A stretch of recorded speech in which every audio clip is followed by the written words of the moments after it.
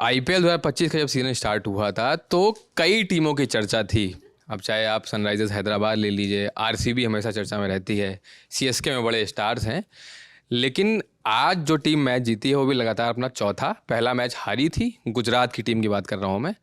गुजरात ने आज राजस्थान को 58 रनों से हराया है, मतलब एक बड़ी जीत है।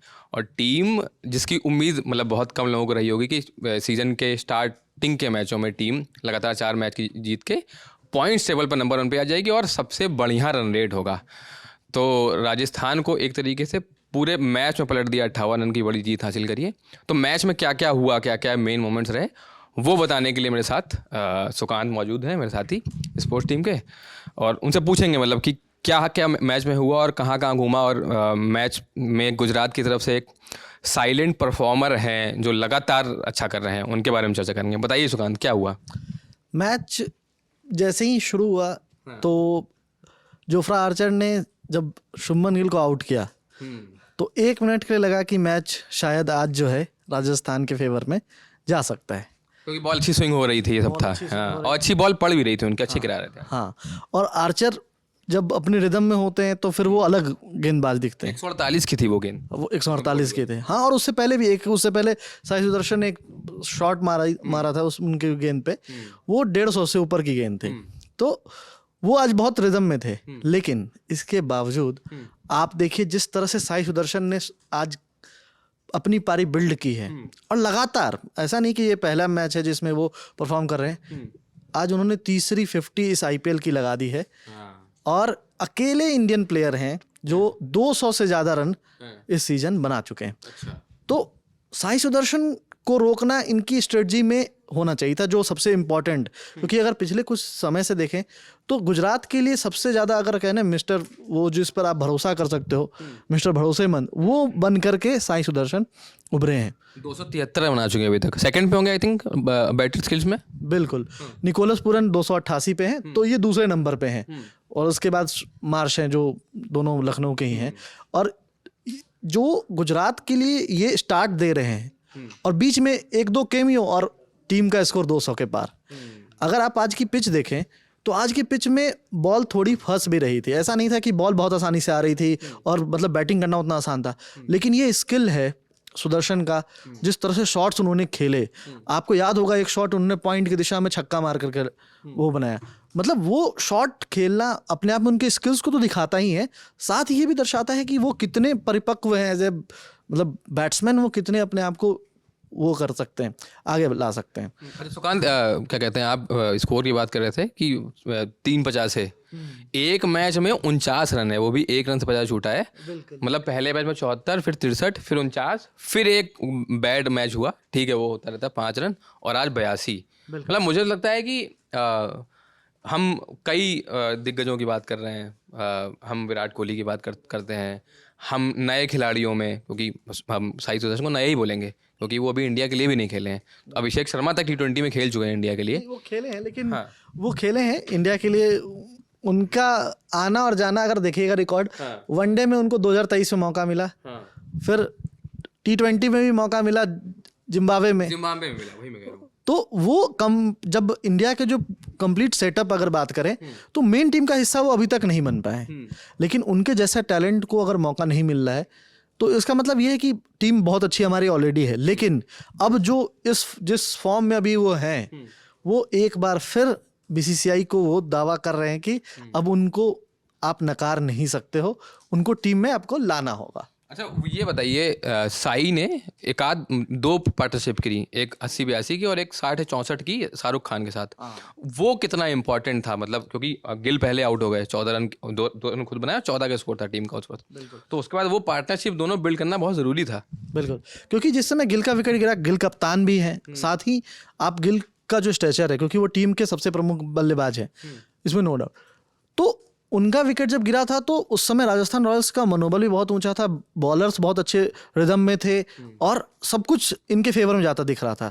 सुदर्शन न सिर्फ अपने लिए खड़े थे, वो शुरुआत में धीरे धीरे अपनी पारी को बिल्ड करते गए, और इस दौरान शाहरुख खान ने जो पारी खेली, जो उनकी भी जो आप देखोगे पारी की, उन्होंने बड़े शॉट्स लगाए। 20 गेंद में 36 रन थे। 20 गेंद में 36 रन, और उस दौरान उन्होंने छक्के लगाए, और वहां से जो मोमेंटम शिफ्ट हुआ वो कंटिन्यू रहा। उसके बाद उनके बाद जो है कि जोस बटलर ने भी वही पारी खेली, फिर जोस बटलर के बाद जो है मतलब उसने शाहरुख खान ने खेली। तो उसके बाद जब वो आउट हुए तो राहुल तेवतिया आए, उन्होंने भी लास्ट में थोड़ी बहुत शॉट लगा दिए। राशिद खान ने 4 गेंद में 12-13 बना दिए। राशिद ने भी अंत में आकर के जो है 12-13 बना दिए जब सुदर्शन आउट।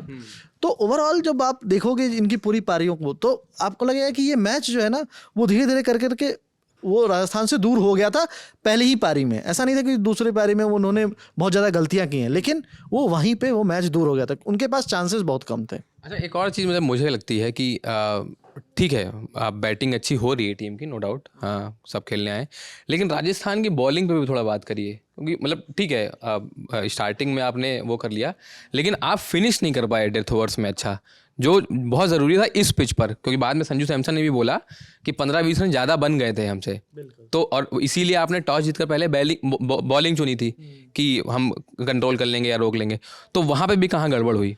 एक्चुअली संजू सैमसन ने आज अब एक बात कही थी कि हम सिर्फ वो टीम नहीं बनना चाहते हैं जो अपन डिफेंड कर सकें, हम वो टीम ही बनना चाहते हैं जो चेज भी कर सकते हैं, और अभी तक हम चेज नहीं कर पाए किसी भी मैच में, तो ये हमें इसको तोड़ना था, इसलिए मैं एक चैलेंज के रूप में उसको ले रहा था।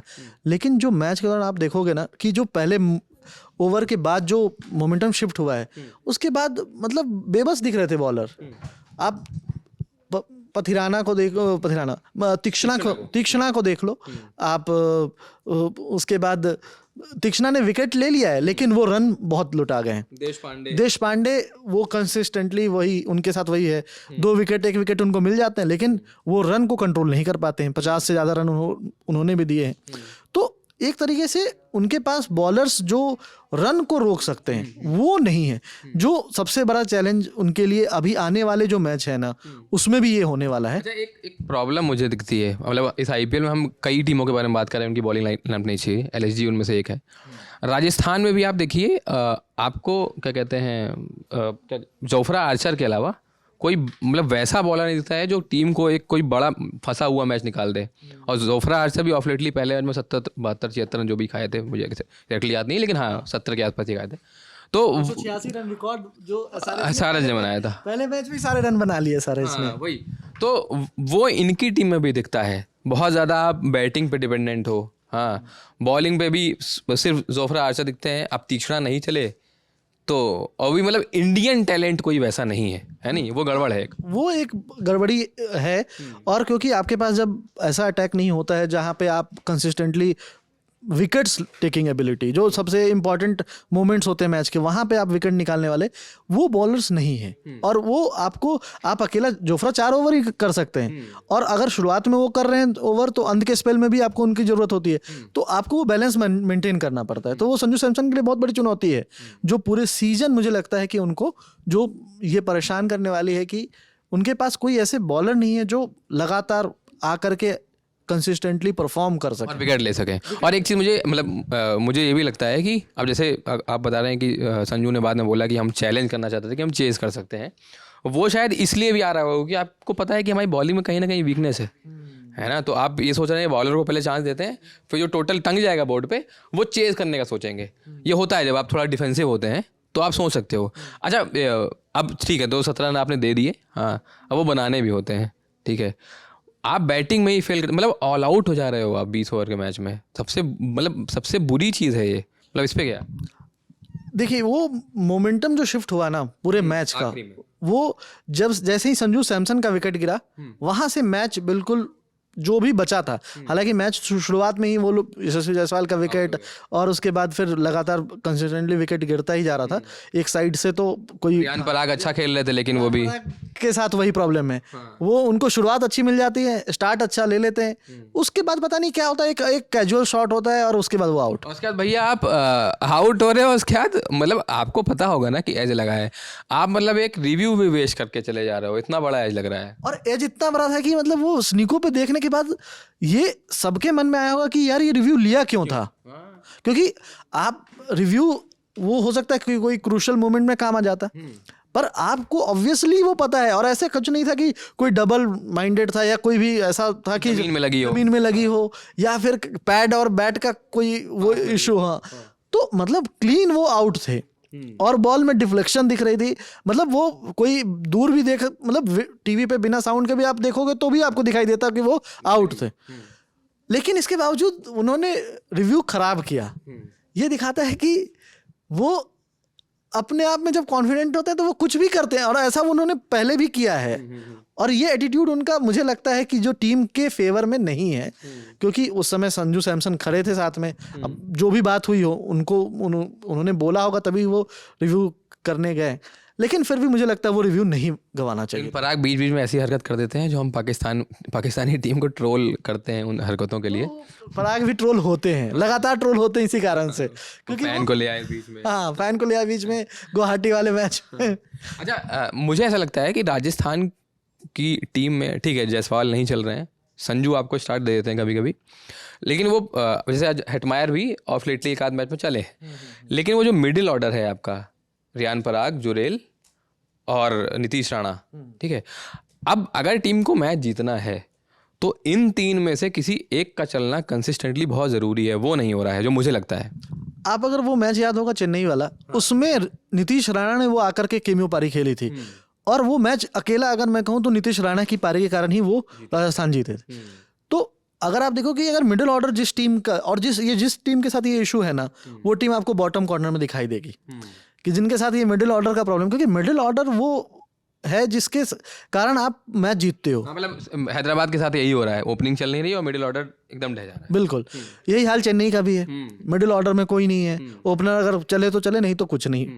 यही हाल अब राजस्थान को इस पर विचार करना चाहिए कि आखिर, क्योंकि देखिए एक मैच में जुरैल चल गए थे, एक मैच में ये नीतीश राणा चल गए थे, लेकिन पराग भी ठीक है। हाँ, एक मैच में पराग ने भी रन बनाए थे। तो ओवरऑल ये रिस्पॉन्सिबिलिटी लेनी होगी मिडिल ऑर्डर को, क्योंकि आप हर समय, क्योंकि ओपनर्स के साथ प्रॉब्लम क्या होती है कि बॉल उस समय ज़्यादा मूवमेंट कर रही होती है और कुछ अंदाज नहीं होता, कई बार वो जल्दी आउट हो जाते हैं।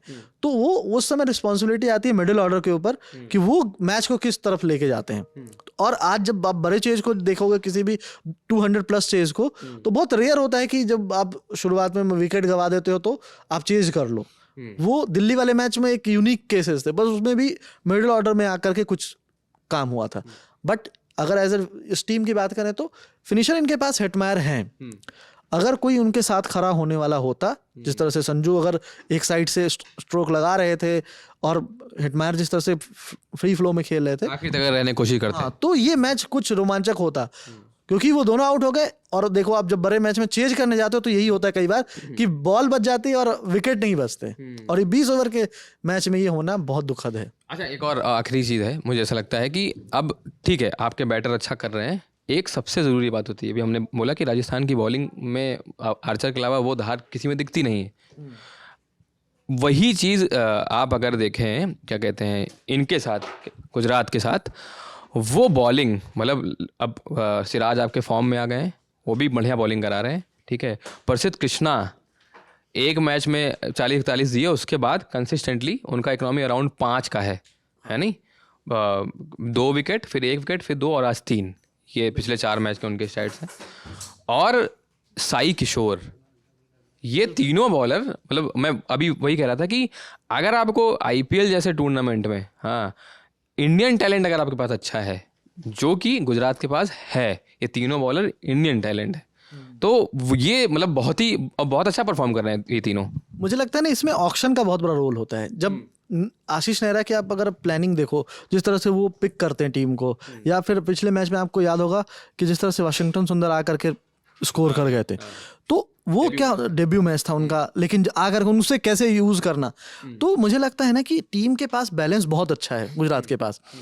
पिछले सत्र में वो सीजन में वो पूरे कंसिस्टेंटली उस तरह से परफॉर्मेंस नहीं आ पा रही थी, लेकिन सिराज की टीम में आने से और उनका कॉन्फिडेंस बढ़ने से, क्योंकि जो ब्रेक मिला, जो सिराज पिछले मैच में भी बोल रहे थे कि ब्रेक से मुझे बहुत फायदा मिला, आप यही चीज़ प्रसिद्ध कृष्णा के लिए भी देख लीजिए। प्रसिद्ध कृष्णा, अगर आप पिछले कई सीजन में वो चोटिल भी रहे 2 सीजन में, लेकिन उससे पहले भी देखोगे तो बहुत ज़्यादा वो मतलब इकोनॉमिकल नहीं रहते थे। इकोनॉमिकल तो बिल्कुल नहीं थे, कंसिस्टेंट भी नहीं थे, इकोनॉमिकल भी नहीं थे, पर इस सीजन में वो कंसिस्टेंट भी है और इकोनॉमिकल भी है।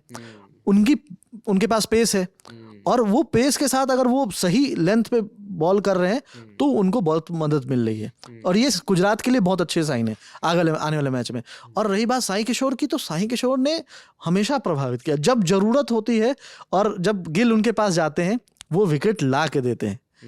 आप आज के मैच में भी देखो, इंपॉर्टेंट मोमेंट्स में विकेट उन्होंने निकाले। तो वो एक ऐसे प्लेयर हैं जो मैच विनर के तरह से अपने आप को प्रेजेंट करते हैं और वो परफॉर्म करते हैं। वो बीच में आके विकेट ले हैं, सबसे इंपॉर्टेंट चीज़ साई किशोर की बात मैं कर रहा हूँ। और जैसा सुकांत ने बताया, ये बात प्रसिद्ध कृष्णा ने बोली कि उनको आज की पिच में एक्स्ट्रा बाउंस भी मिल रहा था, जो कि दिखाता है उनकी विकेट शैली जो 3 विकेट की है। तो मतलब गुजरात ने मतलब वही है, एकदम कंप्लीट परफॉर्मेंस लेड बाय आप कह लें साई सुदर्शन, और बॉलिंग में जो भी प्रसिद्ध कृष्णा, साई किशोर और मोहम्मद सिराज ने भी अच्छी बॉलिंग करी है। तो टीम की परफॉर्मेंस पर आप क्या सोचते हैं? और राजस्थान के फैंस मेरे हिसाब से निराश होंगे, क्योंकि टीम पिछले 2 मैच जीती थी और एक विनिंग वेज आ गए थे, लेकिन अब फिर से मैच हार गई है। तो ये वीडियो मेरे साथ दिया सुकांत ने। मेरा नाम प्रशांत है, आपके लिए कैमरे के पीछे वीडियो शूट किया मेरे साथी आलोक ने। धन्यवाद।